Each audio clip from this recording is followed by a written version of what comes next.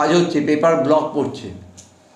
আমি বলি আপনারা নিশ্চয়ই দেখেছেন এই সরকার ক্ষমতায় আসার পর সারা পশ্চিমবাংলায় নীল সাদা রং দিয়ে এমন কোনো বিল্ডিং নেই, এমন কোনো পোল নেই, এমন কোনো রাস্তা নেই সরকারি যে নীল সাদা রং হয়েছিল।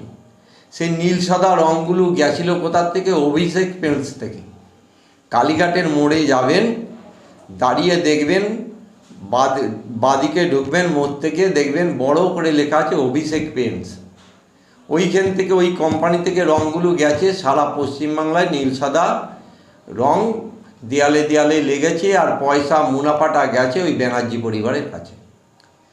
এবং আপনি যে এই পেপার ব্লক যে পাচ্ছে, আমি বলি যে এই পেপার ব্লকগুলো ভাইপোর কোম্পানির পেপার ব্লক, যার জন্য সারা রাস্তায় পিচকে তুলে দিয়ে ভাইপোর কোম্পানির পেপার ব্লক বসিয়ে বাংলার মানুষের টাকা লুট করার যে চক্রান্ত আপনারা দেখেছেন। যে তৃণমূল সরকার গঠন হওয়ার পর শিক্ষা থেকে শুরু করে, স্বাস্থ্য থেকে শুরু করে, চাকরি বিক্রি থেকে শুরু করে, রেশনের চাল বিক্রি থেকে শুরু করে, গরু পাচার, কয়লা পাচার থেকে শুরু করে, ইট বালি পাথর পাচার থেকে শুরু করে যেভাবে তোলা তুলতো, সেই তোলা কিছুটা বন্ধ হওয়ার দরুন ভাইপো নতুন করে ফাঁদ পেতেছে।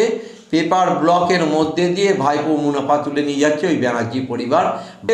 ভাইপোর থেকে যদি ওই পেপার ব্লক না হয়, সেই কন্ট্রাক্টর কাজ পাবে না, সেই রাস্তায় কাজ হবে না।